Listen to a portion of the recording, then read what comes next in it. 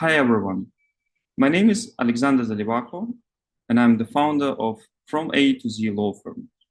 One of the areas of our expertise are sanctions, and in a series of presentations called Sanctions 360 Degrees, we will look into major sanctions economic regimes and the way they affect the lives of private individuals and corporations.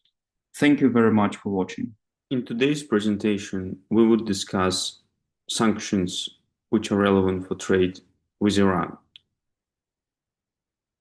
And it would not be an over-exaggeration to say that the international economic sanctions in operation against Iran are probably one of the most comprehensive and complex sanctions, which have a very long history, going back to the revolution in Iran, which occurred in '79, and accordingly, hardly any comprehensive series related to international economic sanctions can avoid discussing Iran.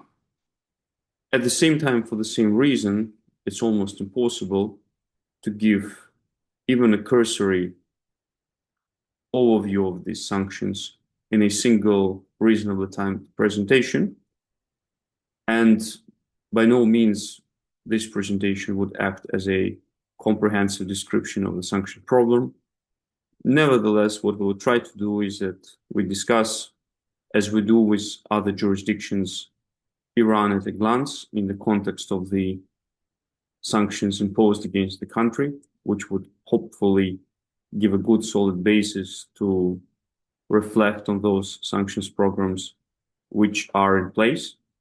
We would summarize key economic factors in Iran to give a better view as to why sanctions specifically target certain companies or certain organizations. We would offer a high-level periodicity of the Iranian sanctions, just to put the current context into the historical perspective.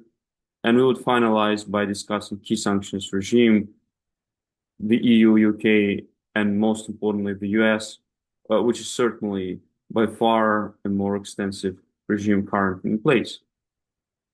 The timing for this presentation is certainly the current developments with the Iran sanctions at the UN level. The vote in the UN Security Council occurred on the 19th of September, and it looks that the sanctions, international sanctions imposed in connection with the Iran nuclear program would be reintroduced in one form or another, but we will discuss this in more detail in the context of our today's presentation. So let's set the stage for our today's discussion as to those important pillars of Iran's economy and Iran's international relations, which resulted in the imposition of sanctions both at the UN and national levels. The starting point to note is Iran is the second largest country in terms of proven gas reserves. Only Russia has more extensive gas reserves, and the third largest country in the world in terms of oil reserves. Both gas and oil reserves are concentrated across the coast of the Persian Gulf. Oil reserves are mostly at the Iraq-Iran border, and the gas reserves are down to the south, with the bulk of them being discovered in the South Pars gas field, which Iran shares with Qatar, which Qatar basically accounts for the overwhelming majority of Qatar gas reserves. So for that reason, both oil and gas sectors of the economy have been fundamental for the development of the country. And it is for that reason that international economic sanctions target specifically these areas of the economy of Iran. There are several sets of sanctions which have been historically imposed against Iran. At the international level, the United Nations have been mostly addressing the issue of the proliferation of the weapons of mass destruction, and in particular suspected in compliance of Iran with the Nuclear Non-Proliferation Treaty. So from that perspective, the set of sanctions which have been introduced by the United Nations and then by all member states of the United Nations, because they are obliged to incorporate those sanctions in their national legislation, has been focused on the proliferation issue, namely the ability of Iran to acquire nuclear weapons and the means of transporting those nuclear weapons to the targets. So the sanctions program were primarily dealing with the nuclear non-proliferation and missile programs of Iran. At the national level, the sanctions went further, and in particular, the European Union has introduced two sanctions programs, one related to the human rights violations which occurred in the country, starting from students' protests in the 90s and the recent protests, and the separate sanction program was introduced to address those type of issues. And then more recently, the sanctions related to the unmanned aerial vehicles or drones, which are produced by Iran and supplied to its allies, including Russia and Houthis in Yemen in the first place. The United States has a history of its own in terms of relations with Iran. The history started with the revolution and the taking of hostages in the US embassy in Iran, and then subsequent war between Iraq and Iran, which lasted for 8 years, which for the Iranian state was basically a own national war of survival, the patriotic war of the country, and the conflict which has caused enormous suffering, destruction, and death for both Iraq and Iran was started by Iraq, and the country was supported by the United States in particular. So it's clear that that regional type of relationship resulted in animosity between the two countries, which following the end of Iraq-Iran war in 88, the war lasted for 8 years, continued in the sanctions program. And the case of Iran is certainly one of those examples when we remember the words of Woodrow Wilson following the First World War, when he described sanctions as nothing more and nothing less than a continuation of war by other economic means. Now we'll have a quick look at some of the major Iranian players, which are often specifically targeted by name in various sanctions programs. And accordingly, it's important to understand the relevance of those players and why they are selected. National Iranian Oil Company is by far the most important economic player in the country. It controls the entire oil and gas industries of the country, which we've discussed the relevance at the start of the presentation. It's important to note that through multiple subsidiaries, the spread of this company extends to both extraction, refinery capacities, trading and sale capacities, as well as scientific and research capacities. So it's much more than a traditional commercial enterprise. It's more likely to be comparable to a complete industry of oil. So when we talk about National Iranian Oil Company, we, as a practical matter, talk about Iranian oil and gas industries. And accordingly, by sanctioning this country, certainly de facto, the relevant national authorities sanction the entire trade in Iranian oil, petroleum products, and gas. It has a number of important subsidiaries. Some of them are listed on the slides. Having said these are the subsidiaries of the National Iranian Oil Company, and accordingly, as would be standard with typical blocking statutes, to the extent the company is sanctioned itself, all of its subsidiaries would be automatically sanctioned. The Central Bank of Iran is also quite uncommonly often a target of financial sanctions. The reason for this being is that the role of the bank extends beyond the role of typical central bank related to the macroeconomic management of inflation. The Central Bank of Iran is actively involved in the settlements for the Iranian main export products, as well as the overall development of the military capabilities, and for that reason is often criticized for the intransparent practices which it conducts. The final important entity are the Islamic Revolutionary Guard Corps, or the IRGC. They're often, again, targeted by sanctions in their own name, together with multiple of their affiliates. It's important to understand the background of this specific selection of the IRGC as the target of sanctions. In essence, one can say that it's the ideological, military, and economic backbone of the government.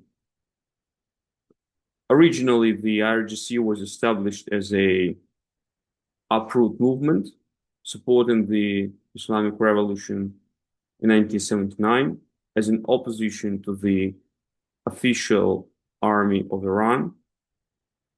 The leader of the IRGC is the supreme leader of Iran himself. That already gives the sense of the importance of the institution in the country. The institution really built its current stance during the Iraq-Iran war, where one of the leading units fighting on the side of Iran, and following that transformed itself in more than military unit, but a unit which is fundamental in the support of the current ideological policies of the countries, which is important in the national economy, conducting, for example, multiple construction projects in the country. So when we talk about the IRGC, we de facto, if not de jure, talk about a part for sure of the Iranian government, and selecting and targeting them and specifically is to a very large extent a political gesture towards the government of Iran. Now we'll try to do a high-level review of the Iranian sanctions, just to put the current situation where we are into the historical context. Prior to 2006, so for a pretty long period of time, there were no international sanctions against Iran. Iran has been largely sanctioned by the United States. Nevertheless, the sanctions were severe. To summarize, as far as the US persons are concerned, Iran was subject almost to complete embargo. US persons, US companies were not authorized to enter into any kind of dealings with Iran. And more than that, a unique feature of the US Iranian sanctions program is that the same type of restrictions apply to the companies which are incorporated outside of the US, but which are owned or controlled by the US persons. Those companies, despite being outside of the US jurisdiction, and despite not being US persons in their known name, were subject to exactly the same obligations as the US companies.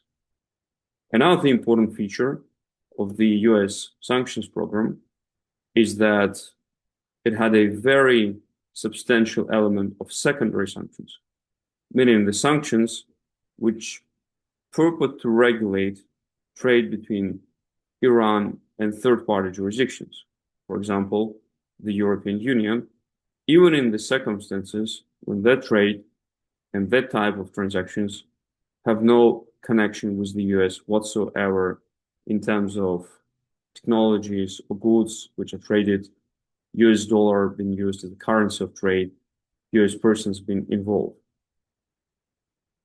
In summary, the US sanctions have historically had a very substantial extraterritorial element, putting at risk or aiming to put at risk the trade between Iran and third-party jurisdictions, and the extent of that can be viewed by the European Union taking a measure of adopting a formal blocking statute or anti-extraterritorial effects statute in 1996, which purpose was, in essence, to try to mitigate or counteract the effect of the US sanctions on the trade relationship, which does not involve the US jurisdiction, something which the European Union viewed as inconsistent with international law, and going in this situation as far as taking formal action to try to mitigate this situation. The second stage of the sanctions against Iran can be characterized as UN-led sanctions, and that started in 2006 with the first UN Security Council resolutions, the first generally expressing concerns about the compliance of Iran with the Non-Proliferation Treaty, and the second already taking some formal measures in terms of restricting the transfer to Iran of nuclear and missile-related technologies, as well as putting persons involved in the nuclear program of Iran on the blocking and travel sanctions lists, as well as creating the sanctions committee that the UN would do when it puts in place the sanctions program. Multiple resolutions followed, and that all ended in 2015 when the parties, which included permanent members of the UN Security Council, Iran, and the European Union, signed a joint comprehensive plan of action, which purpose was to put an end to the UN international sanctions against Iran, as well as those national sanctions which were related to the Iran nuclear program, which at the time was the bulk of the sanctions. The key principles of the treaty were as follows. The concern with the Iranian nuclear program was based on 3 points. The first was the potential proliferation on the basis of enriched uranium, which Iran was developing in its facility in Natanz. And the point was that Iran, which has historically argued that the purpose of its nuclear program is civil aimed rather than military aimed. The purpose is to diversify the sources of energy, and that's the purpose of the nuclear facility in Natanz. The counter-argument was that for the purpose of civil program, the enrichment of uranium of a substantially lower level will suffice. So the agreement with respect to this facility was that Iran will substantially reduce its enriched uranium and will keep just 300 kilograms of this uranium within its borders, with the rest to be exported to Russia at the market price. And in exchange for that, the member states parties to the Joint Comprehensive Plan of Action would support Iran in the development of its civil nuclear capacities. The second element of concern was the plutonium-based proliferation, which at that time Iran was believed to pursue at its facility in Iraq. And in essence, the JCPOA sets out that this facility needs to be closed. The reactors have to be completely terminated, and the only heavy water which Iran was permitted to maintain was supposed to meet its medical and research purposes, with the remaining bulk again exported to Russia. Finally, there was perceived to be a lack of transparency as to Iran's compliance with its obligations under the NPT, and in particular, the access of the representatives of the International Atomic Energy Agency with respect to overall facilities in Iran. And this transparency was supposed to be improved to ensure that other than these two facilities, no other facilities would be developed for the purpose of acquiring the nuclear weapons. Once Iran would complete these steps, namely export to Russia the excess of enriched uranium, close down the facility of Iraq, and ensure better access of the representatives of the International Atomic Energy Agency to its nuclear program, a so-called first landmark under the JCPOA occurs, and from that date on, which was called the implementation date, the UN sanctions would be suspended for 10 years in the entirety, and the national sanctions introduced by all member states pursuant to the UN international sanctions or unilaterally, like was the case with the European Union and the United States, and which are related to the Iran nuclear program, would again be lifted.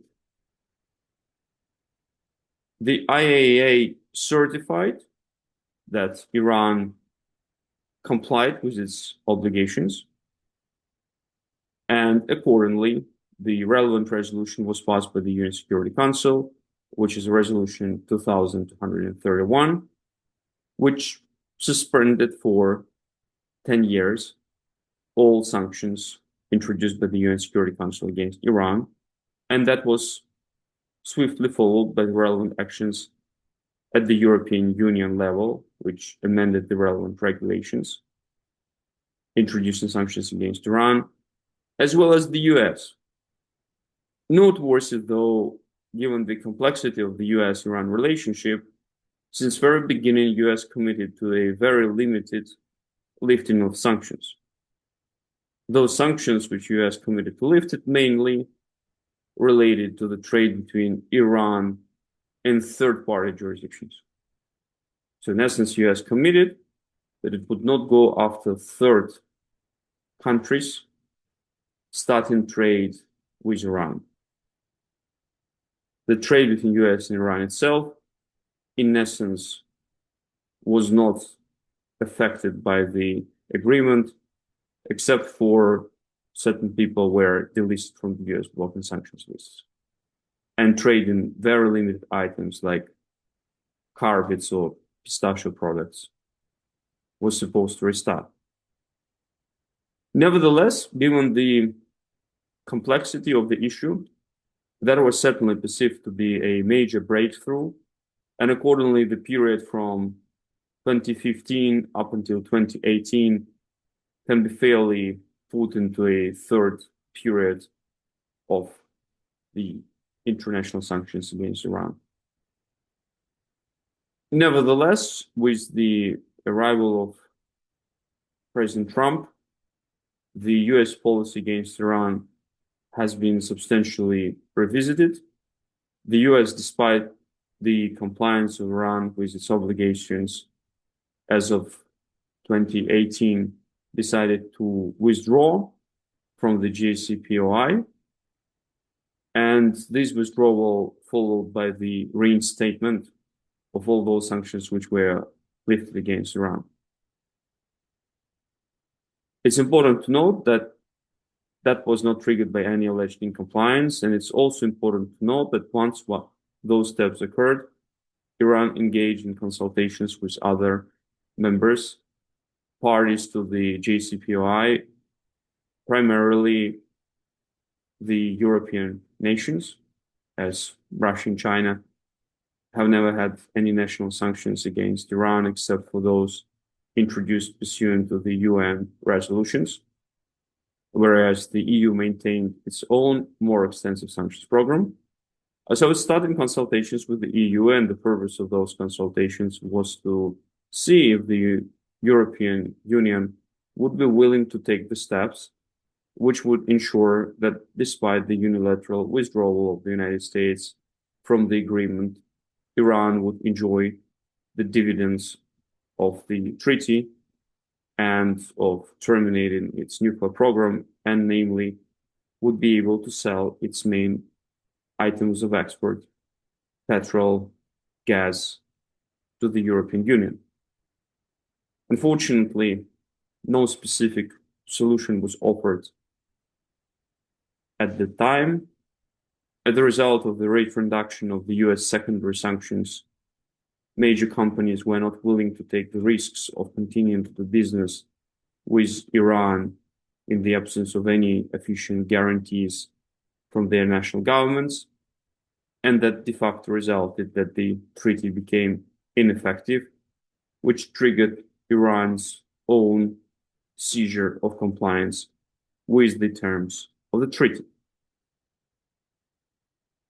The original mechanism under the treaty envisaged that 10 years after its adoption date, which occurred in October 2015, so 10 years after, on the 18th of October 2025, meaning 3 weeks from now, the UN sanctions, to the extent the treaty is performed, would be terminated. Nevertheless, as the parties expected that something might occur which would result in the non-performance of the terms of the treaty, a so-called snapback mechanism was introduced both in the treaty itself and in the UN Security Council resolution which approved the treaty, which in essence worked as follows. To the extent a party considered that the other parties were not compliant with the treaty, a separate dispute resolution mechanism was put in place. And if the dispute resolution mechanism brings no result and the dispute is not resolved, then the permanent members of the UN Security Council may trigger so-called snapback mechanism, meaning that they can notify the UN Security Council that there is material incompliance with the terms of the treaty, at which moment of time, unless the UN Security Council by a separate resolution decides that the sanctions should come to an end, the sanctions will be automatically reinstated, which, given the unanimity vote at the UN Security Council, basically meant that unless there is unanimous agreement between the permanent members that the sanctions shall come to an end, each of them was able to reinstate those sanctions. This snapback mechanism was triggered by France, Germany, and the UK, end of August. And so far, the attempts to resolve the issue have not been successful. There is a legal dispute, which is not core of this presentation, whether the mechanism was duly used. The position of the triggering parties is that all what is required is to notify the UN Security Council of substantial non-compliance. The position of Iran is that its substantial non-compliance was a response to the unilateral withdrawal of the United States from the treaty and effectively undermining the provisions of the treaty in terms of their benefits for Iran. Nevertheless, what is clear is that if even if the position with respect to the UN sanctions after the end of the 30 days period following the trigger of the snapback mechanism, meaning the end of September, remains somehow uncertain, it is very clear that at least as far as the relevant triggering parties are concerned, there is a very high likelihood that they will reconsider the current sanctions position at the end of this period. So what this current sanctions position is? With respect to the UK and the European Union, one can single out three types of sanctions programs, which are pursued to address those matters which we identified at the beginning of the presentation. The key was related to the proliferation issue. And in essence, the matter was much broader than the proliferation itself. The European Union, and at that time the UK, which was a part of the European Union, imposed quite substantial sanctions on the finance, banking and insurance sector of the Iranian economy.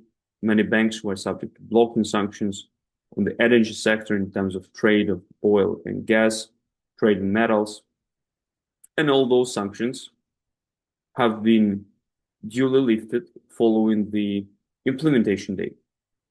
So as of today, the European Union sanctions with respect to the nuclear program of Iran are basically limited to the nuclear and missile sector of the country, wider arms embargo, as well as making subject to the European Union blocking sanctions only those persons or entities which are believed to be directly involved in the proliferation program of Iran, which includes the IRGC.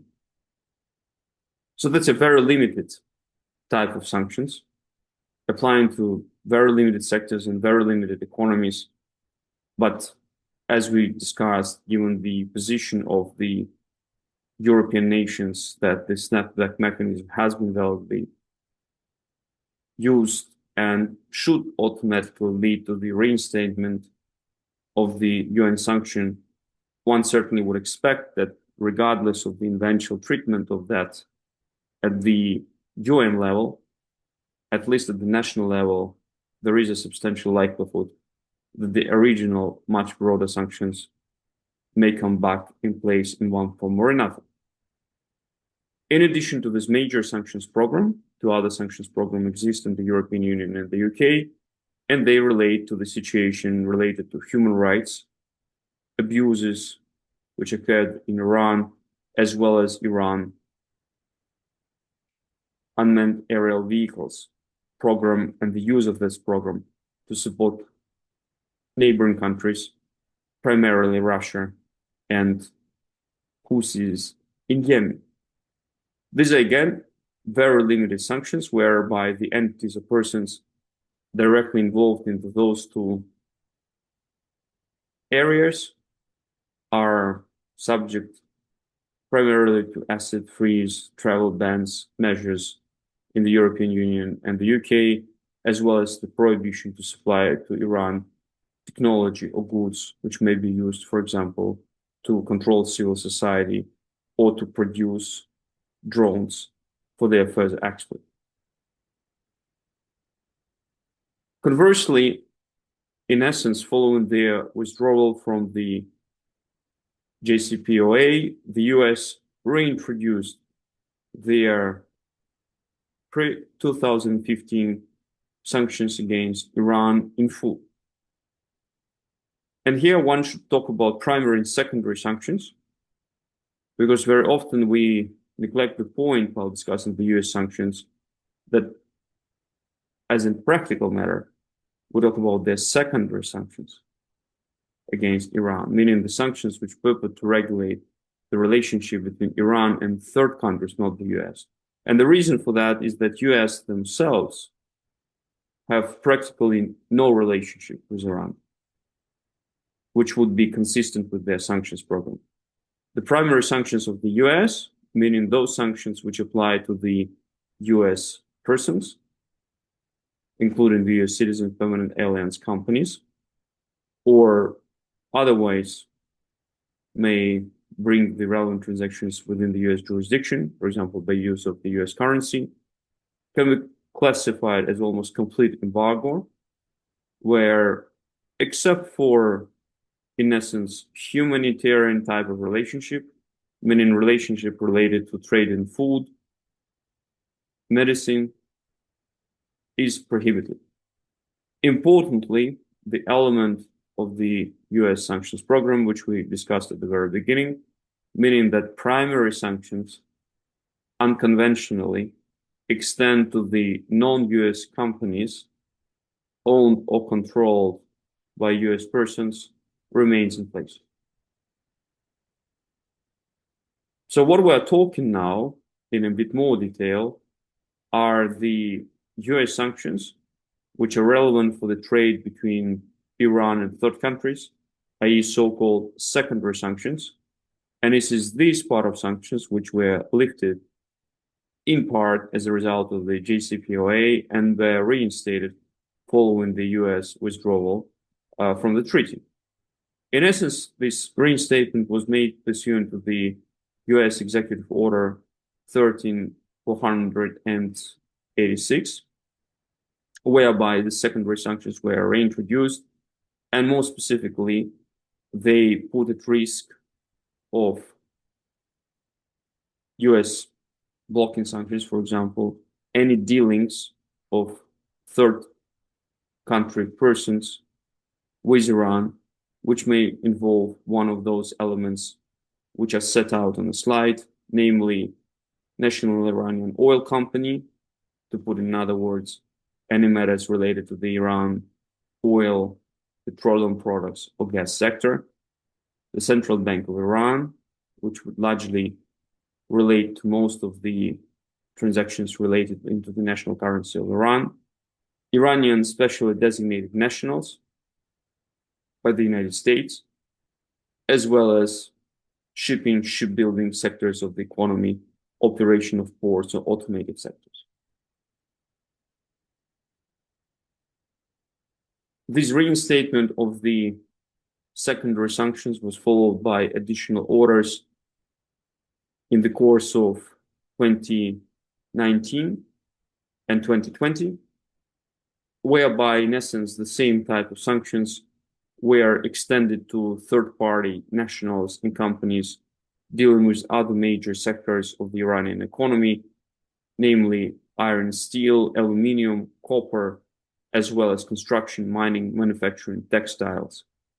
So, in a very broad form, to the extent a foreign person is engaged in major transactions, which make this person being considered to be a part of those sectors of the economy, this person risks being placed under the US blocking list itself, which certainly, at least for those companies which are pursuing international business, is a very strong deterrent factor. Finally, a bunch of other acts are in place which need to be considered in the context of assessing the US sanctions risk of trading with Iran. Going into in-depth in each of them would be within the scope of a much larger presentation. Nevertheless, I would like to point out that many of those provisions have been incorporated into the Executive Order 13846, which reinstated the Iranian sanctions. So they are largely repetitive of the order, but nevertheless, they formally constitute own sources of law. To the extent the relevant analysis is made, each of them has to be consulted as to any additional restrictions which they impose. The important point to note is that many Iranian companies, entities, or public figures are designated under the US Counterterrorism Order 13224, which may not be something which is comes to mind in the first place. So many of the designations are made under this order, and as the order applies to both persons specifically designated and their property and interest in property, then to the extent the relevant entities control the relevant companies in Iran, all of those companies will be designated pursuant to this order. And the difference in the designation is that in addition to blocking those type of sanctions, expose the foreign operators to higher risks of dealing with the entities. By way of example, IRGC is actually designated, among others, under this order. Thank you very much for watching. I trust that you found this presentation useful, and I hope to see you during my next presentations.